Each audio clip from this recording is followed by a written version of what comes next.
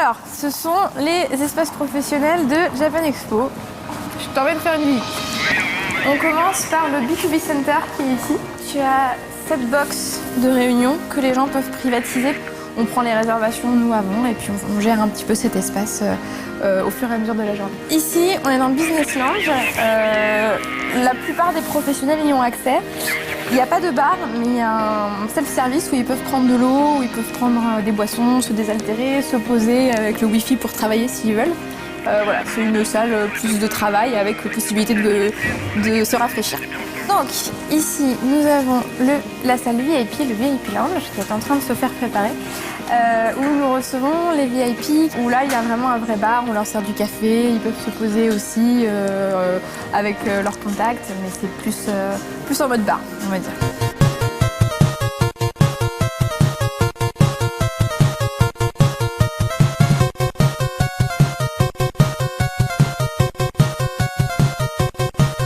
L'accueil presse ici, où les journalistes vont arriver, on va leur donner leur slot. Nous, on a les plannings sur PC et on leur dit dans quelle salle ils vont pouvoir aller faire leur interview. Ils ont un open space pour travailler.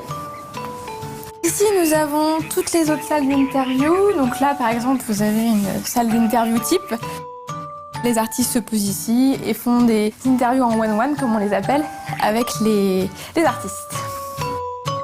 Ici, c'est la salle édito. En fait, on va travailler toute l'équipe qui fait la couverture du salon, donc les photographes, les vidéastes. Donc, ils sont avec les plannings et Corentin, qui est le chargé de planning, va envoyer chaque photographe ou chaque vidéaste filmer ce dont on a besoin pour la couverture. Ici, tu as le Guest Information Center.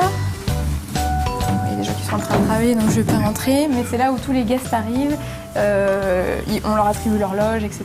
On les renseigne en fait sur comment va se passer leur séjour à Japan Expo. Ici, nous avons une salle de loge avec des tables de maquillage. Ils peuvent se réunir.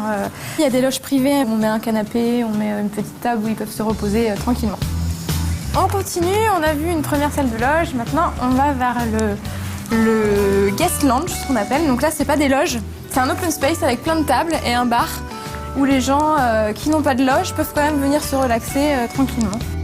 Nous arrivons dans la dernière salle. Donc c'est encore une salle de loge, c'est un petit peu la même que celle qu'on a vue précédemment.